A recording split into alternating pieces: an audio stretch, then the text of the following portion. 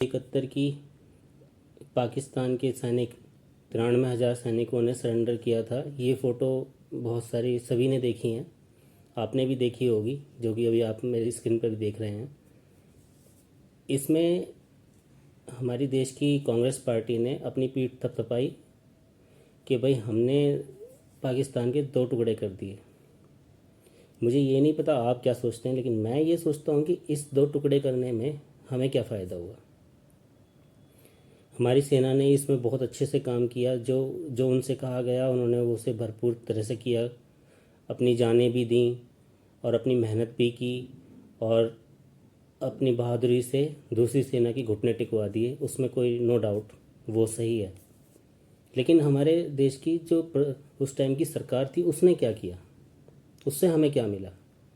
हमारे देश का नुकसान हुआ, हमारे देश के सैनिक मारे भी गए, शहीद हुए, हमारे देश का पैसे का भी नुकसान हुआ, समय का नुकसान हुआ, हमने दुश्मनी भी ली और उससे हमें मिला क्या?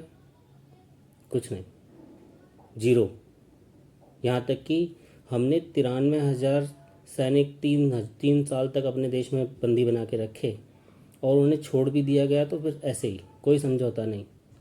हमारे सिर्फ 54 सैनिक थे जो युद्धबंदी थे उनके पास।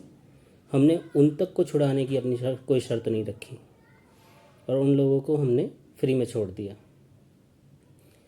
क्या उनको छोड़ने के बदले हम अपने देश के बहुत सारे जो आज तक भी मसले हैं उनको हल नहीं कर सकते थे? क्या उस तरह की शर्तें नहीं रख सकती थी हमारे देश की उस टाइम की सरकार? या उन्हें इतनी अकल नहीं थी, या इतनी दूरदर्शिता, वो इतना दिमाग नहीं रखते थे? इतना सब कुछ करने के बाद हमने एक नमक हराम देश बना लिया। बांग्लादेश को बनाने के हमें क्या फ़ायदा हुआ? बांग्लादेश आज हमारे सामने दूसरा दुश्मन बन के खड़ा हो गया। एक नालायक और खड़ा कर दिया हमने अपने लिए। क्या कांग्रेस को हमेशा से यही आदत थी दूसरे के फटे में पैर डालने की? देश की सेना की जान की तो उन्हें परवाह थी ही नहीं, फालतू की लड़ाइयों में घुसना, ज़बरदस्ती की। अरे जब तुमने उन्हें आज़ाद कराया है, जब तुम अपनी पीठ थपथपा रहे हो कि तुम्हारा सब कुछ किया धराया उसमें, तो अपनी शर्तें भी मनवाओ, कुछ तो उनके पर कंट्रोल रखते। बस ऐसे ही घोड़े गधे की तरह उन्हें वो दे दिया। वो आज तुमसे देखो किस तरह की बदतमीजी से बात करते हैं देश में। सारी लड़ाइयाँ इसी तरह की होंगी।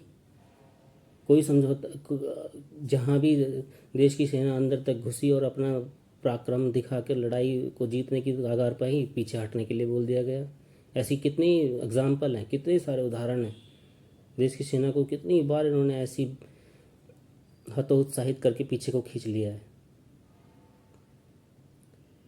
ये कोई तरीका नहीं होता है।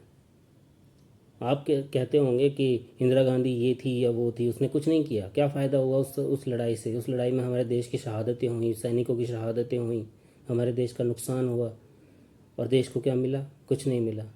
क्या उस डिप्लोमेटिक रास्ते नहीं निकल सकते थे? उनके 93,000 सैनिक देने के बदले हमें अपने मसले नहीं सुलझाने चाहिए थे? एक समझदार और सुलझे हुए राजनेता का क्या कर्तव्य बनता है? देश की सेना ने तो सब कुछ किया, लेकिन नेता ने क्या किया? नेता ने अपनी जिम्मेदारी क्यों नहीं निभाई उस टाइम पे? क्यों नहीं उनसे कड़क फैसले लिए गए और सारी चीज़ें टेबल पर बैठ के सारी चीज़ें क्यों नहीं सुलझाई गई उस टाइम पे? 2-4 मसले उस टाइम पे सुलझ नहीं सकते थे? वो दबाव में नहीं होगा जब उसके 93,000 सैनिक हमारे पास थे तो? और उस दबाव का क्यों फ़ायदा नहीं उठाया गया? वो लोग अपने हमारे किसी एक सैनिक को भी अगर आज भी पकड़ लेते हैं तो पता नहीं क्या क्या सोचते हैं। और इन्होंने 93,000 सैनिकों को फ्री में ऐसे ही छोड़ दिया। क्यों भाई? कोई धर्मशाला है क्या? और क्यों फिर तुम ऐसे सैनिकों को उल्टे सीधे ऑर्डर देते हो कि लड़ो भाई, झगड़ो और भाई ये करो वो करो, जब तुम्हारे बस का कुछ अपना समझौता सुलझाना ही नहीं है? आप उसे आयरन रेडी और फलाना ठिकाना ये दुनिया भर की बातें बोल कर सर पे चढ़ा रखते हो, कुछ भी सोचते हो। हमारा ऐसा विचार नहीं है।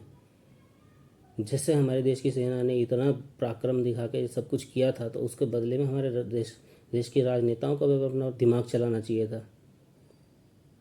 2-4 मसले ज़रूर सुलझाए जा सकते थे उसमें, लेकिन उसने नहीं सुलझाए। कोई फ़ायदा नहीं है। हमें मुझे एक फ़ायदा बताओ कि बांग्लादेश बनाने का क्या फ़ायदा हुआ इंडिया को? एक और पाकिस्तान खड़ा नहीं किया गया क्या? एक और बॉर्डर नहीं खोल दिया गया?